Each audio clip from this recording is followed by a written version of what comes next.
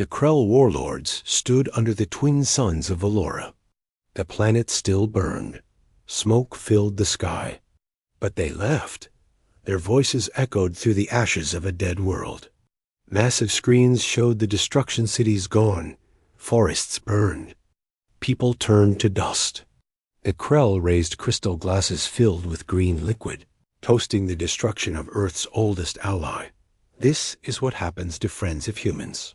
One of them sneered. Another replied, "Maybe Earth will cry." Next, like weak children. The Krell didn't know someone was watching them. Far above Valora, hidden in the shadows of a shattered moon, floated a small black ship. Silent, cloaked, unseen. Inside the ship, Phantom Warden, Captain Rhea Morgan, sat in silence. Her eyes were red, not from tears, but from rage. She had fought beside the Valorians once. She had eaten their food, danced with their children. Now those children were gone, turned to smoke, and the killers were laughing. Rhea pressed a button. A red light blinked. "Commander, I'm transmitting live footage," said her AI, a calm voice. "Named Sigma. Send it straight to Earth High Command," she said. "And the message?" Sigma asked. Rhea stared at the Krell, laughing. She clenched her fist. Then she whispered, "Tell them." They laughed. Permission to silence them. Sigma transmitted the message in deep code. No one could trace it. Earth would receive it in 9 minutes. As Rhea waited, she watched the Krell's celebration continue. One warlord danced. Another fired shots into the sky. Fireworks burst over the dead capital city of Valora. It was like a party. A sick, cruel party built on bones. She looked down at her weapons panel. Her ship had enough firepower to destroy a Krell cruiser. But not an entire army. She needed Earth's answer. 9 minutes passed. Then 10. Then 11. No. Reply. Rhea's jaw tightened. "Come on," she muttered. "Say it." Suddenly, the screen lit up. Earth Command had replied. Only 3 words. "Activate." Protocol judgment. Rhea leaned back in her chair. She smiled, but it was not a happy smile. It was the smile of someone who had waited too long for justice. "Sigma," she said, "prepare the message for broadcast." "To who?" Sigma asked. Rhea looked at the Krell warlords, still toasting themselves. "To everyone," she said. The ship's signal broadcast a short message across all open frequencies in the Krell sector. It was only 5 seconds long. It showed a human. Woman Rhea standing in front of a burning Earth flag. Her voice was cold. "You laughed. Now we answer." Then the signal cut off. The Krell leaders looked confused. Some stopped dancing. Others shouted for their techs to explain what just happened. "Just human nonsense," one marked. "Ignore it." They didn't know. Earth never sent warnings before war. Back on the Phantom Warden, Rhea powered up her stealth engine. She had more work to do. More footage to gather. More crimes to record. Because this time, Earth wasn't going to ask for help from the Galactic Council. This time, Earth was going to do it alone. Rhea whispered to herself, "You think you've won. But you just opened the last door you'll ever walk through." The stars around her glowed, but to her, they were cold. She set course to the next Krell-controlled world, and as her ship vanished into the black, her message kept playing on screens, in whispers, on broken channels. "You laughed. Now we answer." Asterisk beneath the icy mountains of Antarctica, deep inside a bunker no one had spoken about in years. The red alert lights came alive. Sirens didn't scream out instead. A quiet chime echoed down the empty steel hallways. A warning only. A few people on Earth still understood. General Cato sat alone in the dark command room, sipping hot tea. He had once been called a war hawk, a relic of old Earth. Now, no one invited him to meetings, but he never left his post. And now, the signal had come. His screen flickered. A message played. Short and direct. Rhea's face. Her voice. 5 chilling words. They laughed. Now we answer. Then a code he hadn't seen in 22 years. Protocol judgment. General Cato did not panic. He simply stood up, walked to the old console, and turned the golden key that had never been used before. A second screen lit up across the world, this time in orbit. High above Earth, hidden in the black shadows of space, Fleet Station Omega opened. Its eyes, satellites moved. Shields powered up. Black ships sleek, silent, invisible unfolded from stasis. Humanity had not been sleeping, Dot. They had been waiting for the moment the galaxy would forget what Earth truly was. Waiting for the laughter. Back on Earth, General Cato activated. His comes. His voice went across the secret war network. The Krell destroyed Valora. The celebration was recorded. Civilian deaths confirmed. Full broadcast. The enemy mocked the dead. Protocol judgment is in motion. War begins at dawn. Across hidden bases, old soldiers stood up. Pilots kissed loved ones and ran to launch bays. Robots loaded plasma cores into ships never seen before. The world stayed quiet, but Earth's shadow was now moving. Dot in the city of Kyoto. Dr. Lian Zhao, a scientist from the Earth Artificial Intelligence Division, watched the signal too.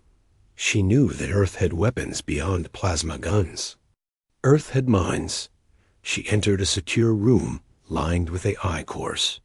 She whispered to the machines, "Activate project, mirror ghost." All around the galaxy, Krell networks began to glitch.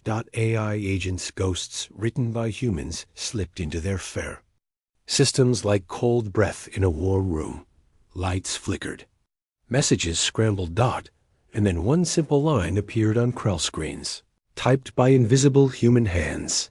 "We remember everything." Meanwhile, in a hidden hangar beneath the Nevada desert, Captain Aaron Voss received a call. He was commander of Earth's newest fleet, the Black Flame Armada.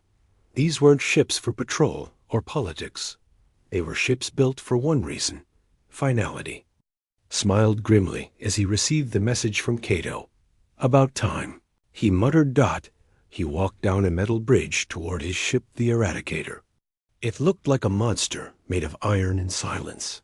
His crew stood ready. No one spoke. They didn't need to. They had been training in the dark, far from public eyes. They had seen the old wars. They had buried the friends Earth lost when the galaxy turned its back. This wasn't just war for Earth. This was war for every broken promise. Back in space, Rhea Morgan received Earth's confirmation. Her ship pinged once. Protocol judgment authorized. Rhea didn't cheer. She didn't even smile. She simply looked at the Krell warlords, still laughing in their news feeds. "Keep laughing," she said coldly. "You'll never hear the silence coming." She turned her ship toward the next system, an important Krell fuel depot in Sector 12, and she whispered the words that had become humanity's new code: "Strike first, speak later." Her engines flared, and just like that, a spark was lit across the galaxy. A spark called Earth. Asterisk. Sector 12 was calm. Krell ships moved slowly above their main fuel station. Big cargo haulers glided between moons, loading tanks of plasma fuel. Below, workers laughed, played music, and passed bottles around. No guards were alert. After all, the war was over. Valora had fallen. The humans were silent. The galaxy had moved on, but space had gone quiet for a reason. No patrols. No chatter. No traders. Stillness. And in that stillness, death came. From the blackness of space, 3 Terran ships appeared like shadows. They didn't decloak. Shifted as if reality itself let go for a moment. They made no sound. No warning. No demands. The first blast came from the Eradicator, Captain Voss's flagship.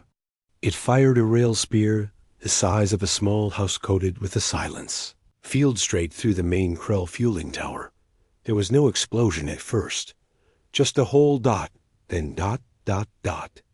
The core ignited blue plasma fire whipped through the base like water through paper. Krell workers didn't even scream. There was no time. 1 second. They were laughing the next. They were ash from orbit. Krell control teams shouted into radios. Sector 12 under attack. Unknown vessels. We need backup now. But no one answered why. Because the second Earthship, Whisper Fang, had already hijacked the Krell communication network. Their calls were now redirected, looped back to themselves. The Krell were screaming into an empty room. Below, Krell command ships tried to launch. They failed. The third Terran ship, Black Ice, deployed EMP, Spider's tiny machines that latched onto hulls and fried systems. Krell ships powered down before they even reached the sky. The entire fuel depot, once the heart of Krell operations, became a graveyard in under 3 minutes. Not a single human was seen. Not a single word was spoken. Just precise. Cold silence. High. Above the chaos, Captain Voss stood on the bridge. His voice was calm. 1 system down, 17 to go. A young officer asked, "Sir, should we leave a message?" Voss nodded. Just 1 word. The tech tapped the controls. All surviving. Krell stations nearby received a short signal. 1 word burned into their systems. Judgment. That was all and then Earth ships. Vanished again, slipping into space like ghosts in the dark. Back at Krell Command Headquarters, High Warlord Threx received the report. He stood frozen. No demands. No enemy broadcasts. No captured humans. Just a message, the fuel depot's last scan, and complete silence afterward. One of his advisors stuttered, This must be pirates." Threx's eyes narrowed. He shook his head. No, pirates don't strike like this. He looked again at the message. Judgment. And then, for the first time in years, fear touched his voice. The humans, they're back. News. Spread faster than light. Across the galaxy, traders, smugglers, and soldiers whispered the same words. Earth is moving. Some called it lies. Others laughed. But the ones who remembered, the veterans, the survivors of the first Earth wars, they stopped laughing. They checked their guns. They called old friends. And they whispered, "Get off." Krell worlds now. Back on the Phantom Warden, Captain Rhea Morgan received the transmission from Sector 12. Mission. Success. 0. Terran losses. Thousands of Krell dead. She watched the silent footage again. A place of laughter burning, quiet. Gone. She didn't smile. This wasn't revenge. This was balance. She whispered, "No more warnings. No more waiting." Sigma, her AI, replied, "Next target?" Rhea tapped the star map. "Go to the Krell Moon Palace," she said. "Let's interrupt their next party." And with that, her ship slipped into the void, one shadow among many. Because this was just the beginning. Earth was no longer watching. Earth was hunting. Asterisk. The Krell Moon Palace stood high on silver towers. Floating above clouds of glowing gas. It was the safest place in the Krell Empire. Protected by energy shields, plasma cannons, and 20 warships circling it like loyal dogs. Inside, the nobles celebrated again.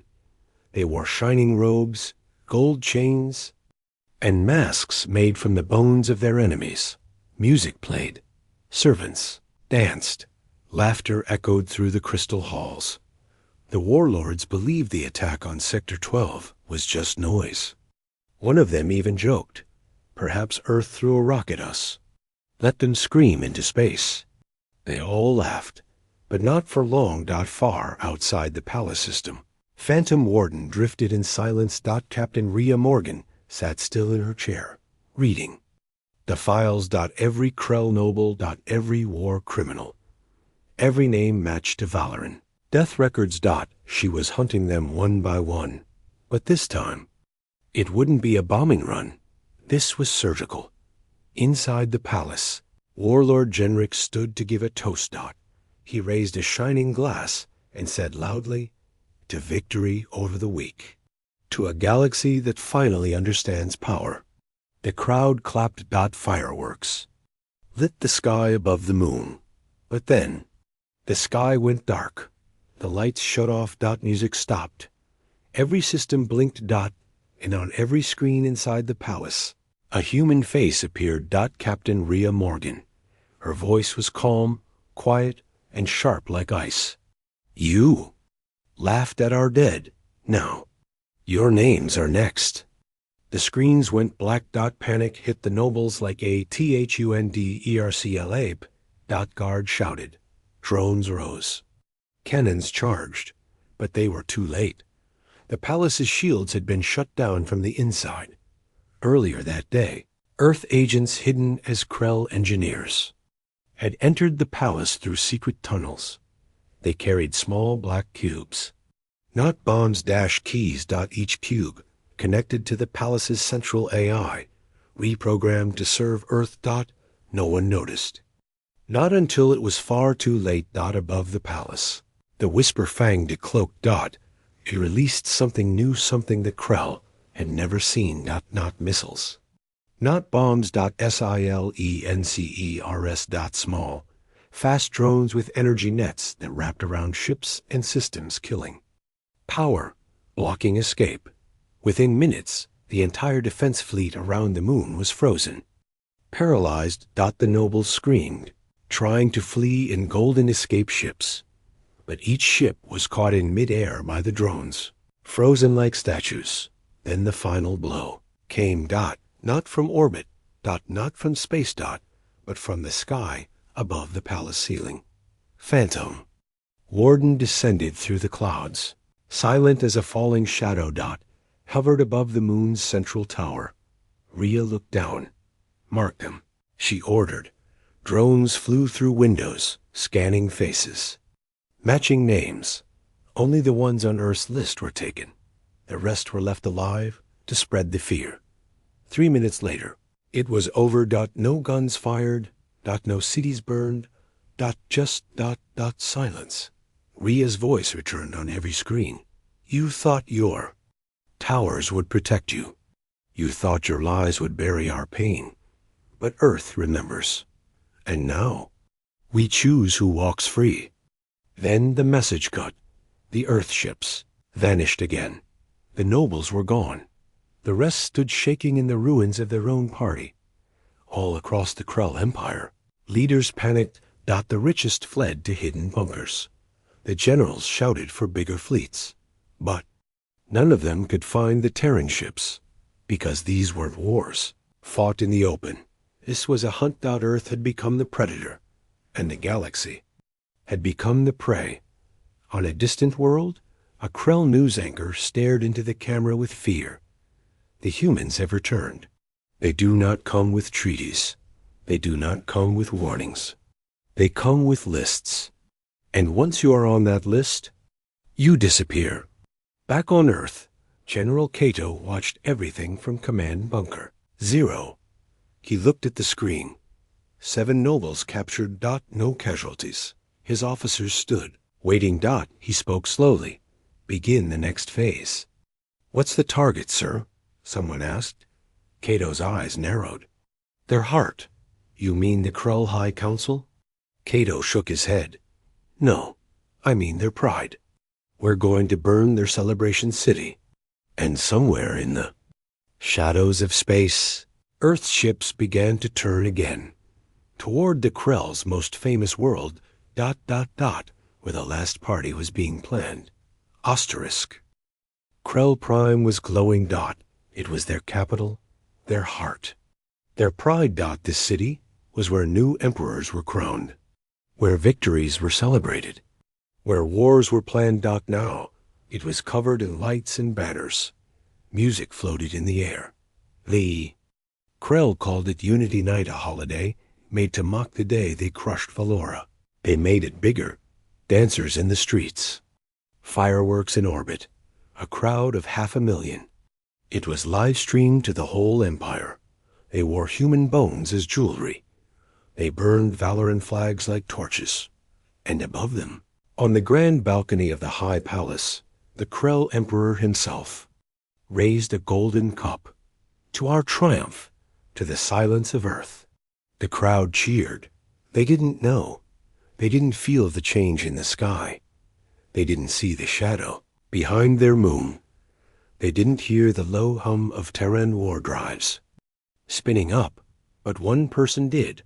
A small Krell girl, standing with her mother, looked up and asked, "Why is the moon blinking?" In space, the Eradicator had arrived. Captain Aaron Voss stood on the command deck, surrounded by silence. The bridge lights were low. Everyone waited. His eyes focused on the glowing planet below. The city looked peaceful from here, bright, beautiful. But he remembered the screams from Valora, the smoke, the laughter. He turned to his crew. "This isn't war. This is memory." They all nodded. No speeches. No countdown. Just one command. Light it up. 4 Terran ships decloaked above Krell Prime. Their arrival was not quiet. They dropped out of shadow drive in full flare, shaking the upper atmosphere. Fire streaked across the skies like falling comets. The crowd looked. At first they cheered, thinking it was part of the show. Then came the sound, a deep, unnatural thunder, like the sky itself was angry. Then came the silence. Every screen in the city went black. A message appeared on one. Then another. Then all of them. A human face. Rhea Morgan. Her voice was cold. "You turned a grave into a party. You turned silence into mockery. This celebration is now over." Boom. The first amp hit the palace. Every energy system died. Shields collapsed. Drones fell from the sky like dead birds. Boom. The second strike. Shockwave bombs rippled through the air.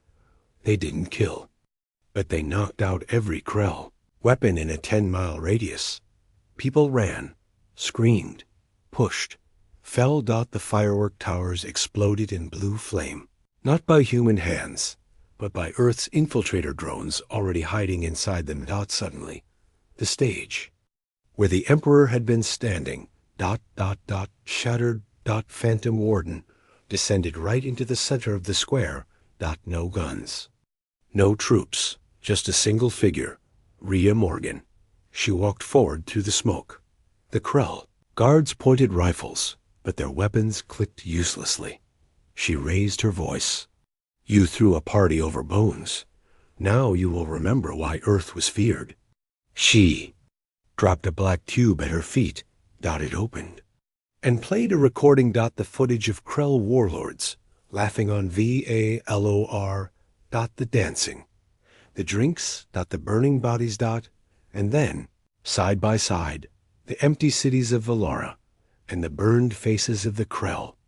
Nobles Earth had already taken. The message ended with one word: balance. Rhea looked around. "We could have burned this place down. We still can. But Earth is not Krell. We do not destroy for joy. We do not dance on graves." She turned her back. The Phantom Warden rose behind her. She said one last thing before vanishing into the smoke. "We came to stop the party. We'll come again, if you forget the silence." Back in orbit, Earth ships fired one last shot. Not a bomb, not a missile, but a cloud of particles-coated nanites that etched a message into the sky above the city. Earth remembers. It burned like stars. For 7 hours, no one moved in Krell. Prime. No songs, no lights, no cheers. The Empire's greatest celebration had become its quietest night. Elsewhere in the galaxy, billions watched the footage. Some smiled, some wept. Some whispered, "The humans are not just back. They are watching." And from that day forward, no one ever celebrated Unity Night again, because Earth had shown what it meant to crash a party. Asterisk across the stars. The Krell Empire tried to stay silent. They shut down news channels, blocked transmissions, banned the words Earth and Judgment. But it was too late. The footage from Krell Prime had already escaped. It spread like wildfire. People whispered in markets. Soldiers played it in mess halls. Children watched it in secret. The moment Earth descended in silence, the message in the sky, Earth remembers. The galaxy would never forget again. At the Galactic Council chambers, chaos ruled. Alien ambassadors shouted. One screamed, "Earth has declared war." Another yelled, "They only targeted Krell." One counselor stood and said quietly, "They gave warning." A Krell laughed at genocide. And behind them all, a screen played Earth's latest broadcast. No music, no colors, just black and white. Just truth. This is not a war for land. This is not revenge for power. This is memory turned into fire. You watched our allies die and said nothing. You will not say nothing again. It ended with Earth's seal of Phoenix rising from smoke. On Krell worlds, panic spread. Citizens painted over their empire's flags. High nobles fled into deep space. Commanders argued over defense plans that no longer worked. They didn't know where Earth would strike next. Because Earth didn't move like empires. It moved like ghosts. Stealth ships hit their military banks. AI viruses crashed their satellites. Every time they sent out ships to respond, the enemy was gone. All that remained were messages carved into stone, metal, glass. Balance is being restored. Justice doesn't knock. We are awake. But Earth's goal wasn't just punishment. It was reputation. Across the galaxy, new words took hold. The Krell are running. Earth is choosing targets. The humans, they're not the same. Small planets that once feared humans began to send secret messages. They offered trade, offered technology. Some even offered allegiance. One alien leader, Queen Serela of the Nerthi, said it out loud. If Earth defends its dead with fire, imagine what it would do for the living. The galaxy paused. For the first time in 200 years, Earth was not feared. It was being respected. Inside Earth Command, General Kado received a private message, encrypted, untraceable. It came from a high Krell. General, a simple plea. Stop, we surrender. What do you want? Kado replied in 6 words. We don't want your empire. We want your silence. Then Earth broadcasted one final message. To the Krell, to the galaxy, to everyone. The screen faded in. Hey, Terran flag waved behind a broken sword. Rhea Morgan's voice filled the dark. We are not conquerors.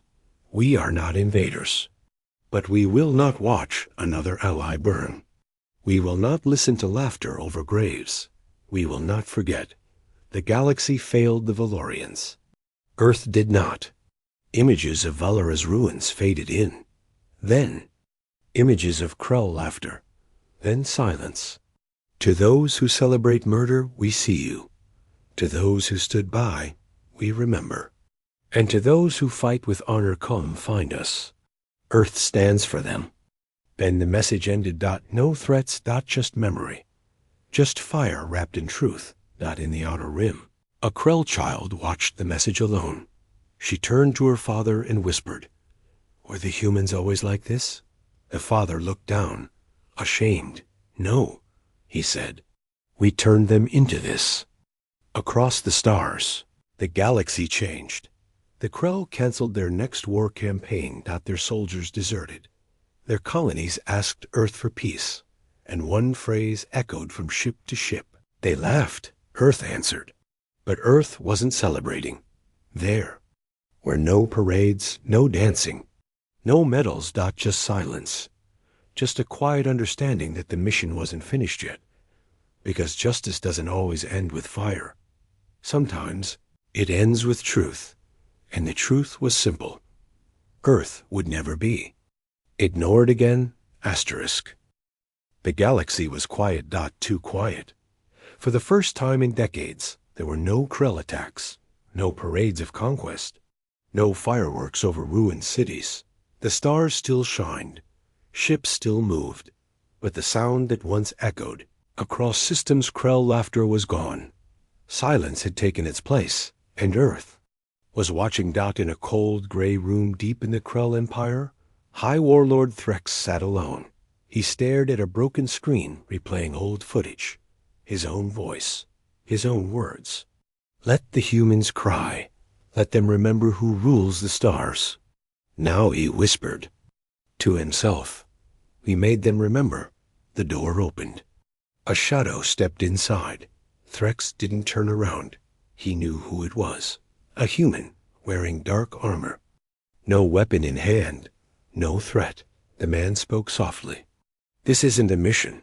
This is a message. Threx nodded. You're not here to kill me. The man said nothing. Instead, he handed Threx a small device. A cube. Black, silent dot inside it. A single message. A recording of Valora before the destruction. Green forests. Children playing. Music in the air. Then silence. Then Earth's voice. This is what you laughed at. Threx placed the cube on the table. He lowered his head. For the first time, the warlord felt the weight of every death. He did not beg. He did not run. He just listened. And the silence stayed. Back on Earth, the sun rose over New Geneva. Captain Rhea Morgan stood at a balcony, looking at the golden light breaking over the mountains. Behind her, a small group of officers waited.